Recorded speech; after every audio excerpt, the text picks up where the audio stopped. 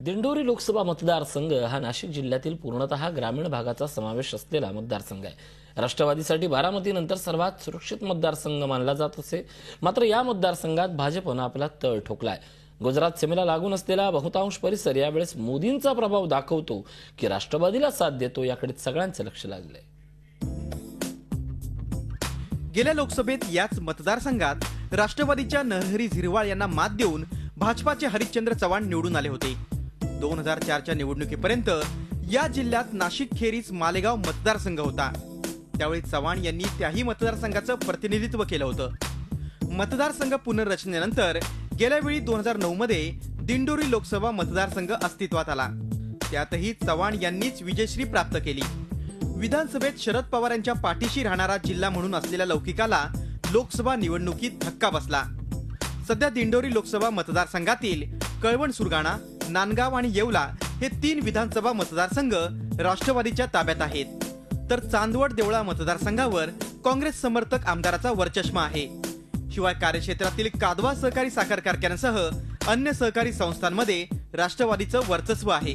जो की आजपर्यंत त्या भागातले जे काही खासदार होते की ते फारसे चर्चेत नसायचे, मौनी असा एक प्रकार होता। त्यामानाने त्या पार्श्वभूमीवर विचार केला तर हरिश्चंद्र चव्हाणांची जी कारकीर्द आहे ती बऱ्यापैकी यशस्वी आहे असं म्हणायला हरकत नाही। गेल्या वेळी पक्षांतर्गत विरोधामुळेच राष्ट्रवादीला ही जागा गमवावी लागली होती, तर भाजपाचं पक्ष म्हणून संघटनात्मक बळ नसतानाही सर्वपक्षीय व्यक्तिगत संपर्काच्या बळावर आणि नाराजांच्या पाठिंब्यावर हरिश्चंद्र चव्हाण यांना निसट्टा विजय मिळाला होता।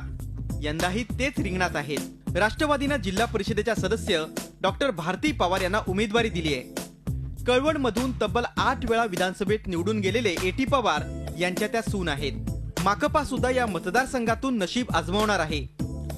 ते आपण प्रधानमंत्री ग्राम सडक योजनेमधून त्या भागातले सगळे रस्ते म्हणजे ठाण्याला जोडणारे आणि गुजरातला जोडणारे ते योगायोगाने ते आपल्याला त्या निधीमधनं करता आले।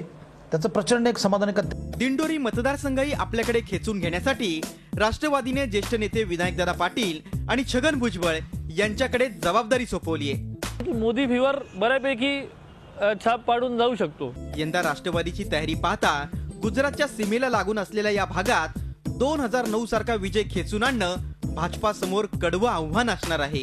येणाऱ्या लोकसभेतील निकाल हे नाशिक जिल्ह्यातल्या सर्व विधानसभांसाठी महत्त्वपूर्ण ठरणार आहेत।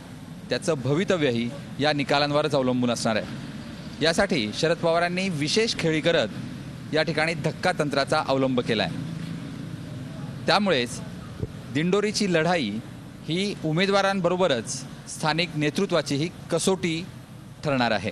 व्हिडिओ जर्नलिस्ट सोनू भिडेसह योगेश खरे, झी मीडिया, दिंडोरी, नाशिक। झी 24 तास रहा एक पाऊल पुढे।